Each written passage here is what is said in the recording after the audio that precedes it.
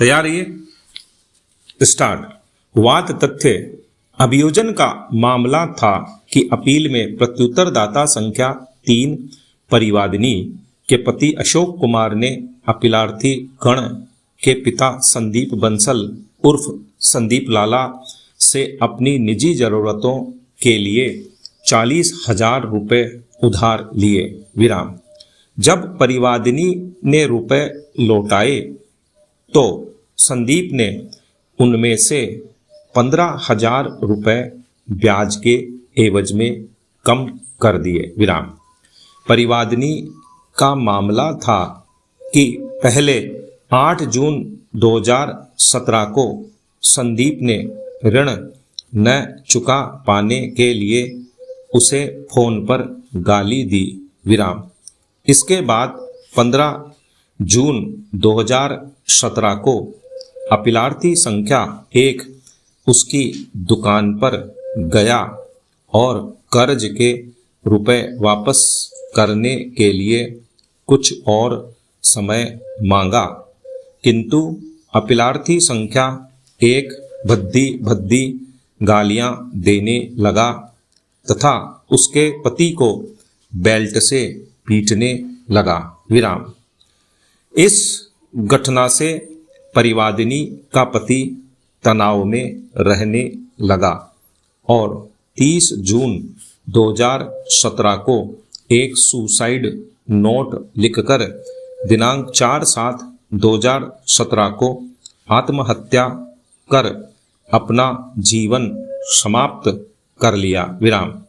परिवादिनी के कथन एवं मृतक के सुसाइड नोट के आधार पर अपीलार्थी गण के विरुद्ध भारतीय दंड संहिता की धारा 306 के अंतर्गत प्रथम सूचना रिपोर्ट दर्ज करके उन्हें अभियोजित किया गया। विराम।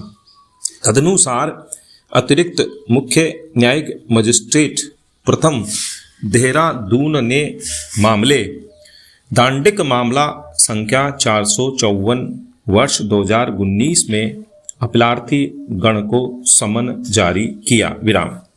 अपीलार्थी गण ने उक्त मामला निरस्त करने के लिए उच्च न्यायालय में याचिका प्रस्तुत की, किंतु उच्च न्यायालय ने आक्षेपित निर्णय के द्वारा अपीलार्थी गण की याचिका को निरस्त कर दिया। विराम।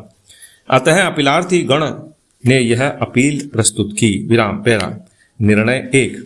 भारतीय दंड संहिता 1860 की धारा 306 आत्महत्या के दुष्प्रेरण को दंडनीय अपराध घोषित करती है, जिसमें प्राविधानित है कि यदि कोई व्यक्ति आत्महत्या करे तो जो कोई ऐसी आत्महत्या का दुष्प्रेरण करेगा वह दोनों में से किसी भांति के कारावास से, जिसकी अवधि 10 वर्ष तक की हो सकेगी, दंडित किया जाएगा और जुर्माने से भी दंडनीय होगा। विराम।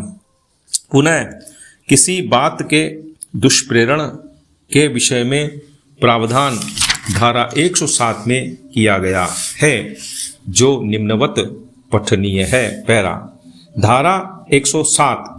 किसी बात का दुष्प्रेरण वह व्यक्ति किसी बात के किए जाने का दुष्प्रेरण करता है जो पैरा पहला उस बात को करने के लिए किसी व्यक्ति को उकसाता है, यदि उस षड्यंत्र के अनुसरण में और उस बात को करने के उद्देश्य से कोई कार्य या अवैध लोप घटित हो जाए, या पैरा तीसरा उस बात के लिए किए जाने में किसी कार्य या अवैध लोप में साशय सहायता करता है।